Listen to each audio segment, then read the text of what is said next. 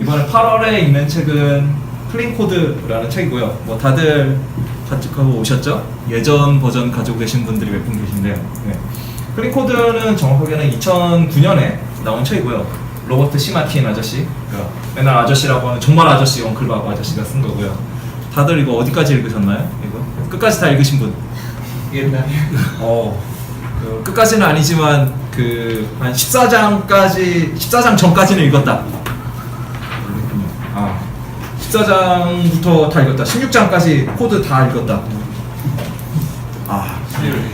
네, 근데 아까 드셨잖아요. 그러니까 끝까지 읽으신 분은 다 읽으셨군요. 혹시 부록까지 다 읽었다. 나는 부록 A 동시성 2까지 읽었다. 부록 B 코드도 난 다 격파했다. 그 기억이 안 나요. 네. 이 책 같은 경우에는 재밌는 게 여러 저자가 조금 썼어요. 근데 대표 저자로 엉클밥 아저씨가 있죠. 그래서 1에서 13장까지가 무슨 원칙 패턴 실기를 설명한 거다. 첫 번째 파트다라고 얘기를 하고 있고요. 그 중에 절반을 엉클밥 아저씨가 썼죠. 1장, 3장, 4장, 5장, 6장 뭐 그렇게 썼고요. 2장이랑 그 다음에 7장부터 쭉은 다른 저자들이 썼죠. 오브젝트 멘토에 있는. 그런데 뭐 실제로 뒤에 있는 거 보면은 다른 저자들이 쓴 거는 별로 막 센가요. 막 동시성이랑 막 열심히 썼는데 그딴 거 알게 뭐야 라고 좀 확인하죠. 뒤로 또 넘어가면요. 14에서 16장이 사례 연구에 대한 부분인데 사실 이 책에선 제일 중요한 게 이 부분이거든요. 뭐 서문에서도 뭐 1장 첫 번째 파트만 읽은 사람들 뒤에를 안 읽는다면 뭐 행운을 빈다 뭐 막 그러죠. 그래서 여기 읽지 않으면 의미가 없고요. 사실 다 읽으셔야 돼요. 14에서 16을. 그리고 할 수 있으면은 직접 따라하면 굉장히 좋아요. 그 기존에도 리팩터링 하는 과정들을 보여주는 책이 굉장히 많았는데 거의 이 책이 그런 거에서는 끝판왕쯤에 해당하는, 그리고 굉장히 하나씩 읽으면서 귀찮은 그런 책 중에 하나죠. 어쨌든 뭐 TD 바이 이그젠플이 됐건, 그러니까 오히려 리팩터링 책은 그런 실습 예제가 너무 적은데 TD 바이 이그젠플이나 아니면은 뭐 전에 읽었던 UML4 자바 프로그래머스 나 아니면은 이 책은 또 14, 15, 16이 굉장히 강력해서 여기를 다루는 게 굉장히 좋은 것 같아요.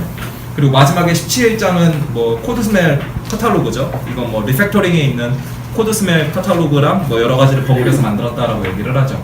이 책은 사실은 부제를 보면은 뭐 에자일 소프트웨어 장인 정신의 핸드북이다 뭐 이렇게 돼 있죠. 여기서 포인트는 크래프트맨십인데요. 이 책이 굉장히 흥하고 나서 소프트웨어 장인정신이라는 책이 원래는 예전에 나왔던 책이 있거든요. 다른 분이 썼던 그 UML4 자바 프로그래머스의 추천사 써주신 분 있잖아요. 그분이 옛날에 썼던 책이 있었는데 뭐 어쨌든 그 책이 우리나라도 번역본이 있었는데 절판됐어요. 언제 다시 부활할지 모르겠지만 절판된 책이 있고요. 저는 굉장히 좋아서 한 권 샀다가 잃어버려서 다시 한 번 더 샀던 책인데요. 어쨌든 이후에 굉장히 떴죠. 그래서 장인정신 어쩌고 하면서 하는 게 요새 굉장히 떴는데요. 여기서 이제 포인트는 이 책에서 굉장히 중요하게 보는 건 계속 코드 리뷰하는 거를 강조를 해요. 심지어는 맨 처음에 뭐 만화, 되게 유명한 만화 나오잖아요. 무슨 코드의 품질 어떻게 하느냐 들어가면서 하면서 코드의 품질을 측정하는 유일한 척도, 그래서 분당 what the fuck을 얼마나 많이 외치느냐 뭐 이런 얘기를 하죠. 이거를 딱 보면서 그 코드 리뷰를 하기는 하는구나 막 이런 느낌. 안 하는 회사 굉장히 많은 거예요. 그리고 코드 리뷰를 하면서 이걸 가지고서 리팩토링 하는 과정들을 다루죠. 그렇기 때문에 14, 15, 16장을 읽는 게 굉장히 중요하죠. 그래서 여기서는 코드에 대해서 뭐 얘기를 하잖아요. 코드란 무엇이냐? 그러면은 코드에 대해서 뭐 여러 가지로 설명할 수 있는 게 굉장히 많잖아요. 근데 이 책에서는 그냥 간단하게 얘기하죠. 요구사항을 표현한 거다. 그렇기 때문에 뭐 여러 가지 뭐 유스케이스 도구라든가 여러 가지가 있겠지만 결국에는 그런 것들이 결국에는 요구사항을 표현하는 거기 때문에 뭐 예전에 UML4 자바 프로그래머스에서도 나왔지만 요구사항을 뭐 비주얼로 표현을 하든 뭐라든 간에 비주얼로 표현해서 그거 완벽한 어떤 실행되는 게 되면은 그것 자체가 코드다. 뭐 그런 얘기들을 하죠. 그러면서 그래서 나쁜 코드랑 뭐 어떤 거냐 뭐 그런 얘기를 하는데 나쁜 코드는 우린 너무나도 잘 알고 있지 않느냐 하면서 구체적인 얘기는 안 하죠. 뒤에 가면 카탈로그 있으니까 뭐 그걸 바라는데요. 여기서 중요하게 얘기하는 게 나쁜 코드가 쌓이면은 생산성이 점점 떨어진다는 거죠. 뭘 고치려고 해도 잘 안 고쳐지고 뭘 추가하려고 해도 잘 추가가 안 되고, 그래서 생산성이 저하되면 어떻게 되냐면서 회사가 파괴되는 사례를 들죠. 회사가 그래서 망했다. 우리 열심히 만들었는데 망해버렸어. 근데 대부분은 나쁜 코드를 만드는 거에 대해서 회사가 망할 수 있다는 위기의식이 잘 없죠. 이런 위기감을 좀 더 가져야 된다는 거죠. 뭐 그러면서 지금은 좀 허접하지만 나중에는 뭐 할 수 있을까 하면서 르블랑 법칙을 얘기하죠. 나중에 할 거야 나중에. 그러면 나중은 결코 오지 않는다. 그런 얘기들 하죠. 그러면서 전문가가 취해야 될 태도는 뭐냐? 전문가들은 각자의 어떤 책임이 있는 거고 거기서 좋은 코드를 만드는 거, 뭐 일정을 관리하고 하는 거는 관리자의 책임이지만 좋은 코드를 만드는 거는 우리 프로그래머의 책임이다.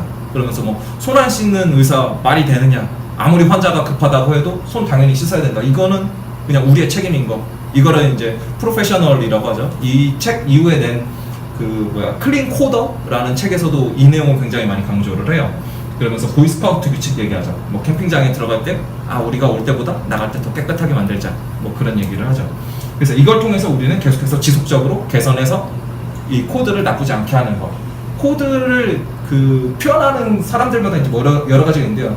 소프트웨어는 그냥 가만히 놔두면 점점 오히려 가만히 놔뒀음에도 불구하고 낡아간다라고 얘기를 해요. 기술도 발전하기도 하고 환경도 변하고 그렇기 때문에 우리가 계속 개선을 하지 않으면은 그냥 평범한 수준조차도 유지하기가 어렵다라는 거죠.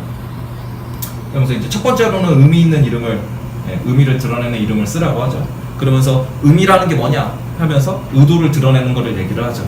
그러면서 이런 의도를 드러내고 그 다음에 이름을 붙였을 때 이 이름을 가지고 우린 대화를 할 수 있어야 되기 때문에 사회적인 어떤 활동이다, 프로그래밍은. 그래서 뭐 이러면서 얘기했던 게 무슨 야다 홍즈 뭐 이상한 거 막 하잖아요. 무슨 발음하기 쉬운 거 해야 된다고 하면서 뭐 이상한 마법 같은 거를 막 하죠. 젠야다 뭐야? 젠야다 무슨 힌스? 막 그런 거 얘기를 하죠. 근데 이런 식으로 되면 우리가 대화를 할 수 있긴 하지만 어떤 의미가 드러나는 대화가 하는 거 아니잖아요. 그래서 이거를 올바르게 하면 우린 훨씬 더 지적인 대화를 할 수 있다. 뭐 그런 얘기들 하죠. 그리고 이런 거를 잡을 때도 그러면 길이가 길어지게 될 거 아니에요. 거기에 대해서 길이에 대한 어떤 일반적인 어떤 법칙을 주죠. 멀리서도 사용해야 되면 긴 이름, 근거리에서 사용하면 뭐 짧은 이름, I 정도, 폼은 도는데 I면 됐지. 뭐 그걸 오히려 길게 하면 오히려 헷갈리지 않느냐. 뭐 그런 얘기를 하고요. 그리고 맥락에 대한 얘기를 하죠. 뭐 예를 들어서 스테이트다. 그럼 스테이트가 뭔데? 뭐 내 상태인지 아니면은 뭐 주를 나타내는 건지 모르니까 거기에 대한 맥락을 추가할 수도 있고 불필요한 맥락을 없앨 수도 있고. 왜냐면 너무 길어지면 오히려 복잡하니까요. 우리의 도메인이 너무나도 뻔한데 우리는 예를 들어서 주소를 절대 쓸 일이 없는 건데 스테이트에다가 어드레스 스테이트 항상 붙여주면 굉장히 괴롭잖아요. 이런 부분들 또는 맥락을 추가하기 위해서 뭐 클래스를 만들어주는 것들도 얘기를 했었죠. 그리고 펑션, 이제 함수에 대한 거를 얘기를 하는데요. 요새는 사실 펑션이란 말 그렇게 흔히는 안 쓰잖아요. 다 메서드라고만 쓰니까. 근데 이 엉크밥 아저씨가 되게 오래된 C++ 프로그래머라서요. 옛날에는 다 C++로만 개발하시던 분이거든요. 그래서 펑션이란 말을 계속 쓰는데요. 어쨌든 첫 번째 원칙은 작게 만드는 거다. 두 번째 원칙은 작게 만드는 거다. 뭐 그런 얘기를 하죠. 그러면서 작게 만드는데 그러면서 어떻게 할 거냐 하면서 SRP 얘기를 하죠. 그러면서 뭐 이 책에서는 구체적으로 솔리드를 다 언급하진 않는데 뭐 아까 말씀드렸던 PPP, 그러니까 예전 번역서는 소프트웨어 개발의 지혜고 요새는 클린 소프트웨어라고 나오는 거. 여기서는 이제 SRP를 구체적으로 얘기를 하긴 하죠. 어쨌든 책임 하나. 그리고 책임이라는 건 뭐냐? 변경 가능성을 놓고서 변경할 때 고치는 이유는 하나여야 된다. 뭐 그런 얘기를 하죠. 그러고 되게 재밌는 것 중에 하나가 인수는 적을수록 좋다. 제일 좋은 거는 하나도 없는 거. 어쩔 수 없으면 두 개가 되는 거. 그런 얘기를 하면서 뭐 예를 들어서 얘가 두 가지를 받는다. 그러면 혹시라도 하나가 주어로 쓸 수 있으면 걔한테 메서드로 넣어주고, 그리고 만약에 뭐 들어가야 되는 게 있으면 뒤에 가서도 나오는데 뭐 인자를 넘겨주지 않고 뭐 멤버 변수를 만든다거나 뭐 여러 가지 방법들을 사용을 해주죠. 그리고 세 번째로는 뭐 사이드 이펙트를 최대한 줄여줘야 된다 하면서 내부에서 일어나는 게 있으면 이름으로 드러내야 되고 숨기지 말아야 된다. 그리고 뭐 대표적으로 출력하지 말라. 뭐 이거는 되게 요새라면은 당연히 안 그런 거 아니야 하는데 C++ 하던 아저씨다 보니까 막 옛날에 보면은 아웃풋을 그 파라미터로 받기도 하니까요. 이걸 해야지 말아야 된다라고 하고, 그 다음에 가능하면은 그 내부의 상태를 바꾸는 거랑 그 다음에 우리가 그냥 리드하는 것만 걔네 둘은 좀 구분을 해주자, 이런 얘기들을 하죠. 그리고 가능하면은 뭐 리턴 값으로 무슨 true, false를 주거나 에러 코드나 뭐 이렇게 하지 말고 예외를 써라, 뭐 그런 얘기를 하죠. 그리고 가장 강력한 건 이거 맨날 하는 거, 반복 중복하지 말라는 거죠, 이 얘기는. 그래서 뭐 이런 얘기를 하고, 그럼 중복하지 않으려면 어떻게 되냐, 리팩토링을 해서 계속 다듬고, 그리고 우리가 처음부터 완벽한 이런 코드 못 쓰니까 처음에는 일단 아무렇게나 막 짜놓고, 아무렇게라니까 좀 이상하네요. 어쨌든 좀 짜놓고 돌아가게는 짜놓고 고친다. 그래서 이 자기가 만든 거 좀 엉망인 거 맨 처음에 만들었다 고치는 거를 14장에서 다루죠. 그래서 14장 보시면 굉장히 좀 재밌어요. 왜냐면 15, 16장은 좀 기존에 있는 코드를 막 까고 이제 얘네들 거를 내가 고치겠다면서 내가 아기가 있어서 이러는 건 아니지만 연락 까겠어 막 그런 내용인데 14장은 자기가 만들고 나서 이제 고치는 거니까요. 그 다음에는 주석에 대한 건데요. 이 책은 사실 주석에 대한 입장은 그냥 한 문장인 것 같아요. 주석은 실패다. 주석을 달겠다는 건 뭔가 잘못한 거라는 거죠. 그래서 뭐 라이센스 정보라든가 이런 건 어쩔 수 없이 달지만 그 외에는 그냥 뭔가 실패한 거다. 그래서 주석이 위험한 이유는 코드와 일치하지 않을 가능성이 있기 때문이죠. 왜냐하면 주석은 써놨는데 코드를 돌아가게 막 고쳤는데 주석을 같이 업데이트를 안 하면 의미가 없으니까요. 특히 뭐 내부에 있는 거를 설명하는 API 매뉴얼 같은 경우에는 뭐 자바독 같은 거를 뽑아주기도 하니까요. 그런 경우에는 뭐 외부에 있는 사람들이 읽으니까 굉장히 꼼꼼하게 업데이트를 할 수 있겠지만 그런 게 아니고 괜히 막 달아놓는 거. 특히 IDE에서 자동으로 만들어주면 여기서 계속 예제 나오는 게 파라메터랑 리턴만 딱 있고 내용 없고 아무짝에도 쓸모없는 거 이런 거 하지 말라고 하죠. 그 다음에는 이제 포매팅에 대한 건데 이거는 요새는 코드 스타일이나 아니면 코딩 컨벤션 뭐 그런 식으로 많이 부르죠. 이게 중요한 게 원래 코드는 막 작성을 했는데 뭐 우리가 계속 소프트웨어를 업데이트하다 보면 없어질 수 있잖아요. 근데 이런 건 없어져도 스타일하고 규율은 남는다라고 얘기를 하죠. 즉 우리가 오히려 중요한 거는 이런 거 되게 그냥 무시하고 그냥 코드 돌아가게만 짜면 되지 막 짜는 경우가 있는데 그런 거를 되게 전문가스럽지 않다라고 얘기를 하죠. 한 사람이 짠 것처럼 모두가 팀이 하나의 걸로 하자. 그러면서 뭐 세로에 관한 룰을 막 얘기하죠. 세로로 놓는데 길면 안 되는 거 당연한 거고. 근데 여기서 재밌는 게 맨 위에 우리가 직접적으로 호출하는 뭐 퍼블릭 인터페이스에 있는 애를 올려놓고 걔가 바로 쓰는 거를 바로 밑에다 놓고 의존관계가 가까운 거를 점점 밑에다 놓는 그러면서 뭐 신문 기사처럼 익혀야 된다 막 그런 얘기들을 하죠. 그 다음에 가로로는 뭐 어떻게 할 거냐, 가로로도 너무 길게 하지 말자 뭐 그런 얘기들을 하죠. 뭐 가로에 대한 거는 이제 재밌는 게 소위 변수들 막 대입할 때 막 띄어쓰기 해가지고 막 맞추고 하는 거 있잖아요. 근데 그런 거를 뭐 하지 말라는 이유가 여러 가지가 있는데 이 책에서는 되게 그런 줄 맞추는 것 때문에 우리의 주의가 다른 데로 쏠린다라는 굉장히 재밌는 얘기들을 하죠. 그러면서 뭐 스타일 가이드에 대한 거 팀 내에서 이런 걸 만들어야 되고 요새는 되게 이거 IDE에서 잘 잡아주기 때문에요. 그냥 하면 되죠. 특히 자바 쓸 경우에는 뭐였더라? 이거 까먹었네. 뭐였죠? 스타일 잡아주는 게 검사하는 거 있지 않았었나요? 네, 체크 스타일. 네, 그걸로 잡아주면 되니까요. 뭐 그런 걸로 해주면은 요새는 뭐 굉장히 잘 되는 거라. 특히 인텔리제이나 아니면은 뭐 이클립스에서 포매터 딱 누르면 한 방에 빡 잡히잖아요. 그래서 뭐 특별하게 어려운 건 없는 것 같아요. 근데도 안 하는 분들은 안 하시긴 하더라고요. 그러니까요. 그 다음에 그러니까 그냥 단축키 한 번만 누르면 되는데. 그리고 오브젝트랑 데이터 스트럭처 두 개를 구분을 하는데요. 오브젝트는 저희가 뭐 계속 했었던 거잖아요. 객체 제한 프로그래밍 계속 하면서 다뤘던 건데 이거는 좀 메시지 중심인 거고 메시지라는 건 사실은 어떤 행위를 설명하는 거잖아요. 그러다 보니까 행위는 계속 드러나는데 행동은 드러나는데 자료 내부에 있는 어떤 상태나 이런 것들은 다 감추죠. 안으로 캡슐화 뭐 그런 얘기들을 하면서 하는데 그리고 얘네들은 어떤 클래스라는 형태로 많이 나타나고 이거를 굉장히 확장하기 쉽죠. 그냥 상속 같은 거를 하거나 뭐 추상 클래스를 만들거나 아니면 인터페이스를 만든 다음에 그냥 상속을 쭉 해가지고 하면은 그냥 추가가 쫙쫙 되니까요. 그래서 타입을 추가하기는 쉬운데 대신에 행동을 추가하는 건 굉장히 어렵죠. 왜냐면은 뭐 구체 클래스, 그러니까 콘크리트 클래스에다가 행동을 추가하면은 당연히 인터페이스나 아니면 애브스트랙트 클래스에도 같이 넣어줘야 되니까 그럼 다른 애들도 다 영향을 받는 거잖아요. 그래서 그런 얘기를 하고 그 다음에 주의해야 되는 게 뭐 오브젝트일 경우에는 디미터 법칙을 따라야 된다. 뭐 게터를 쓰고 거기서 또 게터를 쓰고 또 게터를 써가지고 쭉 되면은 이거는 연쇄적으로 이렇게 게터를 쓰는 건 내부 구조를 결국에는 오픈하게 되는 거니까요. 뭐 우리가 이 멤버 변수는 내가 프라이빗으로 넣어놨으니까 괜찮아 뭐 그럴 수 있는데 게터로 완전히 다 발라놓으면은 사실 의미가 없는 거잖아요. 그냥 데이터를 직접적으로 못 쓴다인 것 뿐이죠. 근데 그렇게 하지 않아야 된다는 얘기를 하고요. 그 다음에 데이터 스트럭처는 소위 C 같은 데서의 어떤 스트럭트? 뭐 그런 거잖아요. 이거를 쓰면은 뭐가 좋냐? 써먹을 데가 있느냐? 뭐 그런 얘기를 하는데 이 책에서는 이것도 쓸모가 있다라고 얘기를 하죠. 이게 기본적으로 자료 구조는 동작을 추가하기 굉장히 쉽고 그 다음에 우리가 간단하게 그냥 세터 게터 없이 아니면 있더라도 굉장히 가볍게 그냥 접근하려고 이게 대표적인 케이스로 DTO 같은 거 얘기를 하죠. DTO는 그냥 데이터 주고받기 위한 용도지 뭐 여기에서 엄청난 도메인 로직을 가지고 있지 않잖아요. 그런데 주의할 점이 뭐 액티브 레코드나 이런 것들을 쓰게 되면은 DTO임에도 불구하고 여기다 막 도메인 로직을 우리가 넣을 때가 있단 말이에요. 또는 뭐 하이버네이트나 뭐 이런 거 쓰면서 그냥 간단하게 엔티티 잡았는데 걔네들 사실상 DTO처럼 쓰는데 거기에다 도메인 로직 잔뜩 넣으면은 파멸하죠, 흔히. 그래서 되게 DDD 그 임플리먼테이션이었나? 우리나라 말로는 뭐라고 하니까 하여튼 DD 도메인 주도 설계 구현인가? 하여튼 그 책에서 보면 맨 처음에 그래서 하이버네이트를 이렇게 잘못 쓰는 거를 거하게 까면서 시작을 하죠, 그런 내용에서. 그 다음에는 에러 처리에 대한 얘기가 나오는데요. 에러 처리를 따로 하는 이유가 뭐냐? 그러니까 뭐 익셉션을 날리고 아까 전에 뭐 그런 얘기들 했었잖아요. 근데 이런 거에서 가장 큰 이유는 로직이랑 오류 처리하는 거를 완전히 분리를 함으로써 우리가 로직 개발할 때 로직에만 집중할 수 있고, 안 그러고 에러 코드 같은 거 막 하면은 로직 처리를 하다가 그 다음에 뭐 if문을 한번 때리고 뭐 하고 하면서 오류 처리랑 막 뒤섞여 있잖아요. 근데 그 트라이 캐치 뭐 파이널리 이런 거를 쓰면은 이런 부분들을 완전하게 분리해서 굉장히 쉽게 할 수 있다라고 하고요. 두 번째로는 뭐 이런 얘기를 하죠. 스페셜 케이스 패턴이라는 걸 활용하는데요. 이거는 이제 뭐 가장 흔한 대표적인 케이스가 이제 널 오브젝트 패턴 같은 거거든요. 이게 이제 스페셜 케이스 패턴의 일종인데요.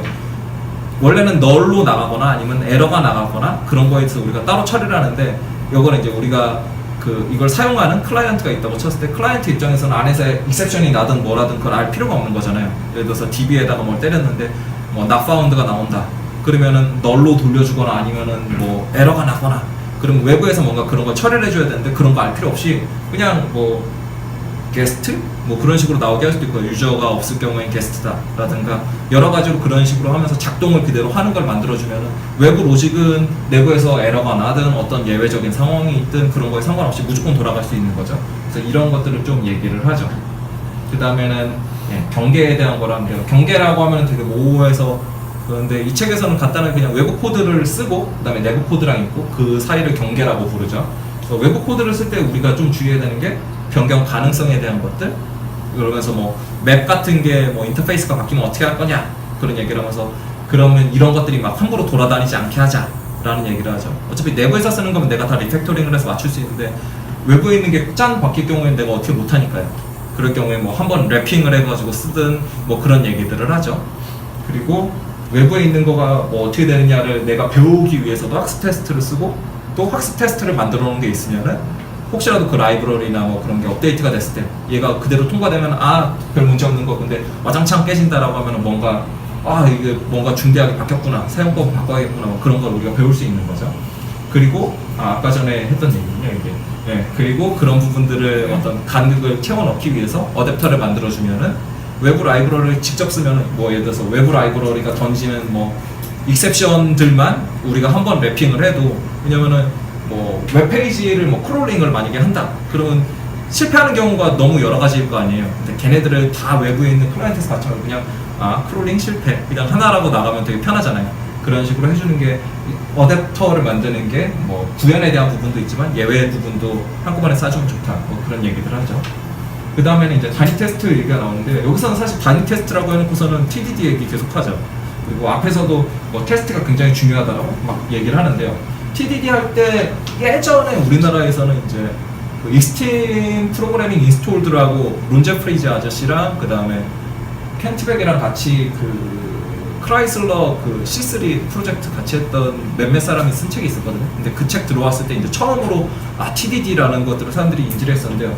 그거를 맨 처음에 도입했다가 잘 안 됐던 분이 있어요. 그러니까 잘 안 됐다기보다 처음엔 잘 됐는데 나중에 점점 힘들어지는 그분이 이제 이거든요. 테스트 코드도 코드라는 걸 강조를 많이 안 해서 내부는 막 리팩토링이랑 막 하는데 테스트 코드가 정리가 안 되는 거예요. 막 하지 않았습니까? 근데 이거를 정리할 생각을 못 하는 거죠. 근데 여기서는 테스트 코드도 코드이기 때문에 굉장히 정리를 열심히 해야 된다, 뭐 그런 얘기를 하죠. 그리고 테스트 그 TDD 바이 example 켄트백 아저씨 것도 보면 막 테스트 코드 막 열심히 고치죠. 이 부분 굉장히 중요하다고 얘기를 하고요. 그다음에 테스트 코드가 의도를 많이 드러내야 되기 때문에 사실상 우리가 DSL처럼 만들어가지고 내부에서 쓰는 것들을 만들어서 써야 된다, 뭐 그런 얘기를 하죠. 그리고 요새는 거의 상식인 거, 기본엔된 쓰는 거, 요거에 대해서도 살짝 얘기를 하고요. 그다음에 뭐 퍼스트라고 하고서는 뭐 이 원칙을 따라야 된다고 해서 뭐 빨라야 되고, 뭐 테스트가 빨라야 여러 번 실행하니까요. 느리면은 테스트를 끄는 경우가 많거든요. 잘 안 하면. 그러면은 이제 망하죠. 한 번 돌리는데 뭐 10분 걸린다면 누가 돌리고 싶겠어요. 그 다음에 인디펜던트, 독립적으로 돼야 된다. 그래서 각 테스트가 독립적으로 돼야 되는데 맨 처음에 유닛 테스트 프레임워크 처음 쓰시는 분들 좀 헷갈려 하시는 게 위에서부터 이렇게 테스트 A, 테스트 B, 테스트 C 하면은 위에 있는 거 실행하고 그걸 받아서 밑에서 실행하고 막 그렇게 오해하시는 경우 있잖아요. 근데 원래 각각 독립적이어야 되고 그다음에 반복 가능해야 되고요. 이건 뭐 당연한 거죠. 반복 가능하게 하려고 테스트 코드를 짜는 거니까요. 그다음에 뭐 이거는 이제 스스로 검증하는 건데 이거는 실패했으면은 실패했다라고 떠야지 우리가 눈으로 보고서는 맞았나 실패했나 뭐 그걸 찾으면 안 되니까 이건 그냥 프레임워크 쓰면 우리 알 수 있는 거죠. 그다음에 적시에 작성해야 된다라고 하는데 이게 포인트죠. 적시라는 게 언제냐? 구현하기 직전이다. 뭐 그런 얘기를 하죠. 나중에 코드를 열심히 만들어 놓고서 나중에 테스트를 붙이려고 하면은 되게 어렵거든요. 그리고 대부분 나중에 붙이는 거에 너무 익숙하려고, 그러니까 TDD를 하려고 할 때면 처음부터 테스트를 먼저 어떻게 쓰지? 나중에 붙이는 걸 먼저 해볼까 하면은 나중에 붙이려고 하는데 이것도 어려운데 그래서 포기하는 경우가 많은데 오히려 먼저 붙이는 게 더 수월할 수도 있다라는 얘기를 하죠. 그리고 이거에 관한 거는 뭐 책을 한 권을 써도 부족하다라고 하는데 정말로 책이 한 권이 있어요. 되게 좋은 책이거든요. 이거는 뭐 할 일이 있을지 모르겠는데 어쨌든 되게 좋아요. 얇고 좋은 책이니까 한 번씩 읽어보시면 되게 좋아요. 특히 여태까지 TDD 하면서 막 사람들이 쌓아왔던 어떤 노하우들이 많이 녹아 있어서요. 기존에 이 정도면 괜찮지 했던 것들 막 신랄하게 까는 내용들이 있죠. 그 다음에는 클래스 뭐 얘기를 하죠. 요거는 뭐 사실 함수랑 동일한 얘기를 해요. 요거는 뭐 작게 만들어라, 그렇죠. 그다음에 단위 책임으로 해라, 뭐 그런 얘기를 하죠. 그 SRP를 얘기하면서 우리는 이제 책임을 적게 가져야 된다, 뭐 그런 얘기를 하죠. 그러면서 우리가 책임을 적게 하다 보면 무슨 일이 일어나냐면 추상화가 딱 이루어진다, 뭐 그런 얘기들 하죠. 그리고 요거에 따라서 응집도가 높은 것들이 계속해서 만들어진다는 거죠. 책임을 적게 하려고 하다 보니까요. 그러면서 이제 이런 얘기를 하죠. 뭐 추상이랑 콘크리트랑 얘기를 하는데 기존에도 뭐 몇 번씩 나왔던 건데 콘크리트 클래스는 굉장히 구현에 관한 거기 때문에 변할 가능성이 높은데 앱스트랙트 클래스는 뭐 변경이 적기 때문에 우리가 의존해야 되는 경우가 있으면 가능하면은 추상에다 의존하자, 뭐 그런 얘기들을 하죠. 다음으로는 시스템인데요. 이거는 아키텍처에 대한 내용을 하죠.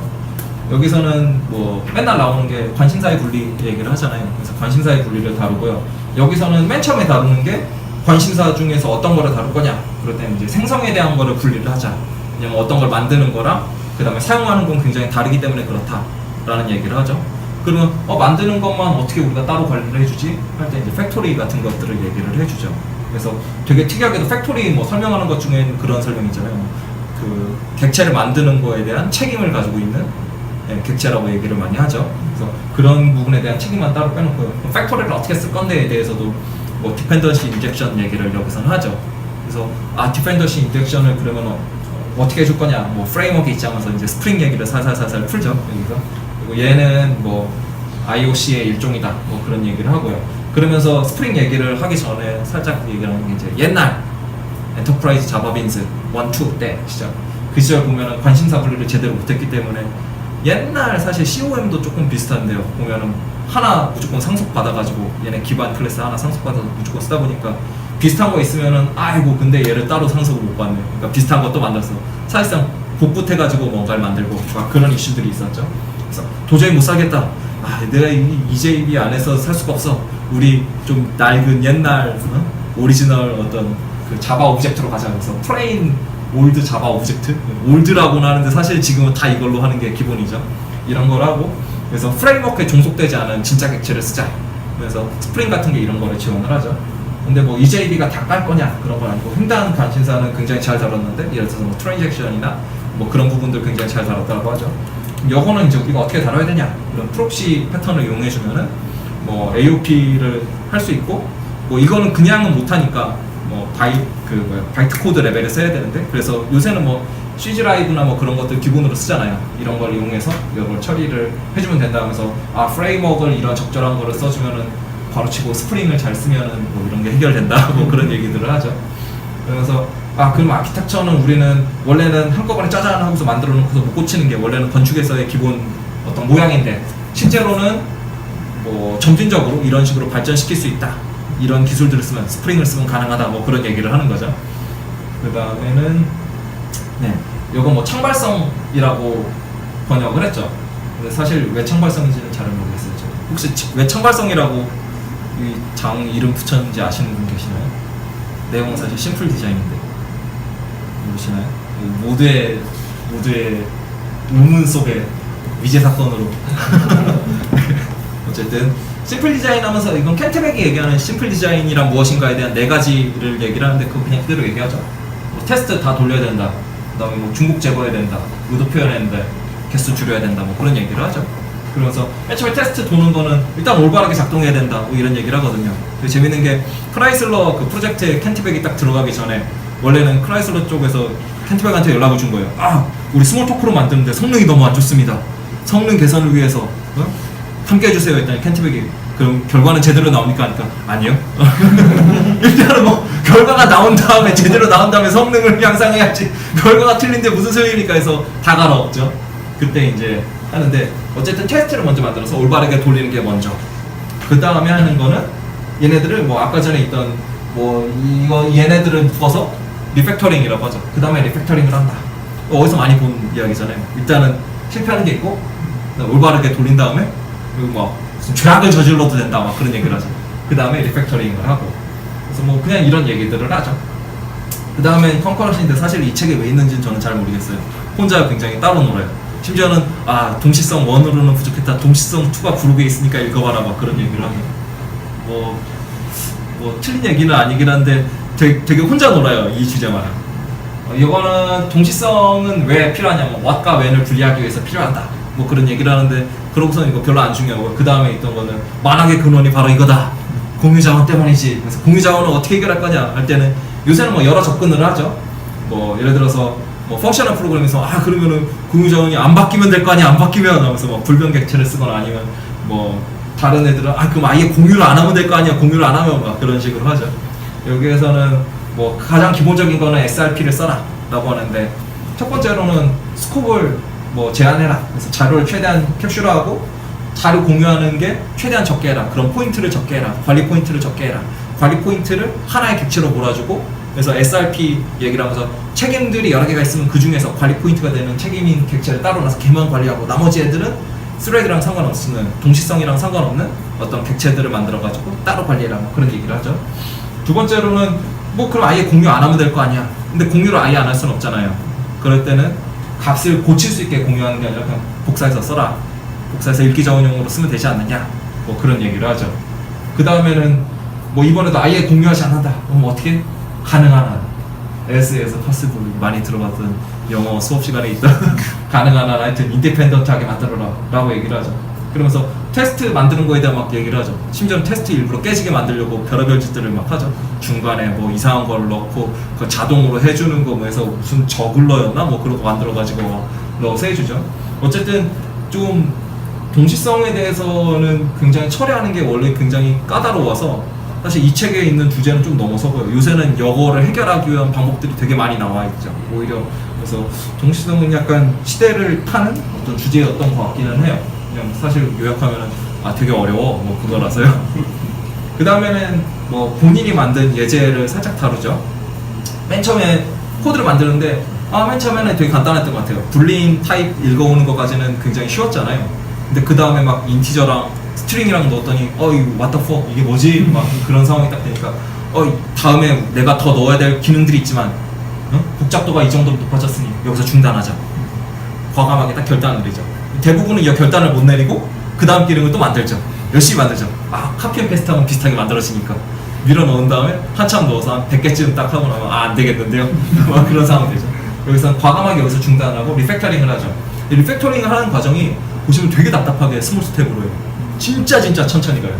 그리고 이게 가능한 이유가 뭐 자기는 TDD로 해서 테스트 코드가 있다. 그래서 테스트 코드가 항상 안 깨지게 진행을 해요. 그러다 보니까 뭐 이상하게 하나씩 옮긴 다음에 뭐 예를 들어서 우리가 생각하면 뭐 추상 클래스 하나 만들고 컴플리트 클래스 여러 개 있으면 바로 컴플리트 클래스에다 꽂아야 되는데 그게 아니라 부모가 되는 거에다가 일단 다 옮겨놓고 그 다음에 걔를 다시 내리고 막 그런 짓들을 하잖아요. 그래서 어떤 의도를 가지고서 조금씩 막 가요. 이게 사실 되게 괴로운데 요거를 익숙해지는 게 되게 어렵죠. 일반적으로. 왜냐면은 그까짓 거 여기 있는 코드 그냥 여기로 옮기면은 될 것 같은데 얘는 테스트 안 깨져야 되니까 막 이거를 조금씩 막 해 막 하면서 단계를 되게 많이 거치죠. 어쨌든 간에 결국에는 다 익스트랙트를 해서 해결을 하죠. 근데 익스트랙트를 할 때 굉장히 귀찮게 한다는 거죠. 대부분은 리팩터 도구 쓰실 때 보면은 그냥 익스트랙트 메서드나 아니면 인라인 뭐 그런 거 많이 쓰시는데 풀업, 풀다운 잘 안 쓰거든요, 사실. 근데 이 책에서 저장을 한 대로 하면 되게 많이 써야 돼요, 그거를. 그래서 좀 그런 습관을 어떻게 들이느냐 하는 것들은 보면서 좀 스텝을 따라가는 되게 지루하지만 안전한, 이게 지루하지만 안전한 거를 짧은 거에서 해봐야 큰 시스템에서 고치거든요. 근데 짧은 걸로 막 계속 쉬운 걸로만 하면은 큰 시스템만 딱 가면 새로 만들죠 막 그렇게 여기서는 어쨌든 간에 한다라고 하는 거죠. 그 다음에는 JUnit 코드를 이제 또 박살내죠. 박살내지는 않지만요. 뭐 맨 처음에 막 보더니 맨 처음에는 테스트를 일단 돌려보더니 커버리지 좋아, 너무 좋다 막 하면서 하는데, 근데 이름 좀 별로지 않나? 이름 바꾸자 막 그런 거 하죠. 그리고 이거 조건문이 그냥 있는데 이거 좀 하나 메서드로 뺄까? 우선 하나 빼고, 그 다음에 뭐 컴팩트라고 돼 있는 게 있는데 이게 컴팩트가 아니지, 사실은 포맷 하는 거잖아. 그래서 포맷 뭐 컴팩티드 어쩌고저쩌고 막 그런 걸로 바꾸죠. 그리고 이런 과정에서 자연스럽게 익스트랙트 메소드 하면서 멤버 변수로 빼고, 대부분은 멤버 변수를 뺄 생각을 잘 안 하는데 멤버 변수를 빼고 났더니 여기 모양이 안 맞냐고서는 막 걔네들이 맞추죠. 그거 맞추면서 이걸 어떻게 하지 막 순서를 막 맞추고 하다가 알고 보니까 얘네가 또 순서에 얽혀있네 하면서 순서에 얽힌 거 해결하기 위해서 뭐 인자로 받은 다음에 넣는 거를 하고, 아니면은 얘를 가지고서 그 안으로 밀어 넣어서 하나를 호출하면 그 다음 거를 호출하게 하고, 그렇게 했더니 이 안에 있던 문제가 막 드러났네 하면서 어떤 뭐 이게 사실은 랭스인데 이름이 이상하잖아 막 하면서 그런 것들을 고치죠. 그러면서 이제 경계에 대한 어떤 것들을 확실하게 만들고, 이렇게 고치고 났더니 if문 이거 안 들어오잖아, 이거 뭐야 하고서는 if문 지워 스텝 돌렸더니 잘 도니까 다 지워버리죠. 그래서 죽은 코드는 바로바로 없애야 된다 라는 걸 실천을 하죠. 그 다음에 이게 아주 굉장한 시리얼 데이트라고 훌륭한 분이 만들었다라고 하면서 코드 리뷰를 막 하는데요. 악의는 전혀 없었다라고 얘기를 하죠. 악의는 전혀. 이거는 그냥 전문가의 검토고, 이건 다들 한다. 법률가도 하고 의사도 하고 다들 하는 거니까 우리도 프로그래머도 검토 방법을 배워야 된다 하면서 코드 리뷰에 굉장히 중요한 사실 딱 얘기를 하면서 다 개박살을 해요. 재밌는 게 이 책 보신 분 계시나요? 소프트웨어 장님? 최근에 나왔던 책인데요. 이 책 보면 서문에서 자기 되게 잘 했던 시절, 어릴 때 자부심 넘치던 시절에 가서 뭘 해달라고 딱 제일 그 뛰어난 팀에 들어가서 해달라고 하니까 자기의 능력을 보여주기 위해서 순식간에 딱 만들어서 딱 보여줘요. 서무에서 이제 그분이 와가지고 옆에서 팀장님이 와서 딱 보더니 하나하나 막 딱 보더니 완전 딱 개박살을 해요. 그래서 이건 이런가요? 하더니 코드를 다 지우더니 금방 다시 하실 거예요. 그렇게 하죠. 어쨌든 우리는 프로그래머도 검토 방법을 배워야 한다 이런 얘기를 하죠. 어쨌든 개박살을 했는데, 일단 처음에는 테스트를 막 돌려보더니 커버리지가 엉망이구만 하면서 커버리지를 일단 올리죠. 그리고 테스트 코드를 막 열심히 추가를 해서 하는데, 우리가 첫 번째로 가져야 되는 게 리팩터링을 하기 전에 무조건 테스트 커버리지를 확보를 해야 된다라는 거죠. 테스트 커버리지가 확보 안 되면은 뭐 내가 고쳤는데 제대로 고쳤는지 모르잖아요. 두 번째로는 왜 이렇게 주석 처리된 게 많지 하면서 주석을 풀어보니까 이거 깨지네 하면서, 그래서 걔네들을 막 다 올바르게 고치죠. 그래서 이거 왜 그러지 하면서 알고리즘이 잘못됐네 하면서 근본적인 거를 다 고치죠. 일단은 그렇게 해서 먼저 올바르게 작동하는 디자인을 먼저 손대는 게 아니라 올바르게 작동하는 걸 먼저 하고, 그 다음에 코드를 올바르게 고치죠. 올바르게 고치다니까 좀 이상하지만 코드의 디자인을 올바르게 고치죠. 그러면서 뭐 구현이 드러나지 않아야 된다. 근데 이름부터가 왜 시리얼이지? 막 하면서 뭐 시리얼 왜일까? 그런 얘기하면서 자기는 이유를 안다 하면서 구현이 드러나는 거다 하면서 이름 바꿔야 된다면서 데이트라고 막 바꿔버리죠. 그 다음에는 구현과 추상이 명확히 구분이 안 돼 있기 때문에 무슨 스프레드 데이트? 뭐 거기서 쓰이는 것들이 막 엉망으로 올라와 있으니까 걔네들을 막 다 옮겨버리죠. 그러다 보니까 얘네들을 어떻게 만들어야 되냐, 거기에 대한 팩토리로 숨기고, 그 다음에 좀 구현에 얽혀있는 부분, 뭐 최소랑 최대 값이 있는데 얘네들은 구현에 얽혀있는데 어떻게 하냐, 이것도 팩토리에 숨기면 된다. 그래서 팩토리 안으로 다 밀어넣죠. 그래서 구현에 의존하는 내용이 있을 때 팩토리에 쓴다라는 게 좀 저는 재밌었어요. 왜냐면 팩토리 대개는 생성하는 데 쓰니까요. 그 다음에는 뭐 가독성을 높이기 위해서 설명 변수, 서술적인 변수들을 중간중간 넣어줘서 알고리즘을 좀 더 이해하기 쉽게 만들고, 또 재밌는 게 add라는 이름을 쓰면은 얘가 내부에서 상태를 고칠지 아니면은 새로운 값을 만들어서 돌려줄지 애매하다. 그래서 플러스를 쓰죠. 요거는 켄트백 아저씨랑 엉클밥 아저씨가 되게 좋아하는 방법인 것 같아요. 다른 데서는 좀 못 본 것 같아서요. 사실은 다른 데서는 조금 더 그냥 야 연산자 오버로딩 되니까 하면서 네 다른 오버라이딩이 되니까 뭐 루비나 뭐 다른 뭐 파이썬이나 이런 데서는 그냥 쓰는데 자바에서는 안 되니까 뭐 이런 방법들을 얘기를 하죠. 그 다음에 뭐 이넘을 분리를 하고 네. 그 다음에 뭐 스태틱을 분리를 하고 뭐 이런 식으로 해서 쭉 포갤 수 있다. 그래서 여러 가지들을 막 손대는 게 나오죠. 다들 보셨으면은 네, 아실 거라고 생각합니다. 사실은 이 책이 되게 디테일이 많고 장황해서 뭐 요약을 사실은 별로 할 수 있는 게 없어서 그냥 빨리 쫑을 내고 책 얘기를 하면 좋을 것 같네요. 네, 이상입니다.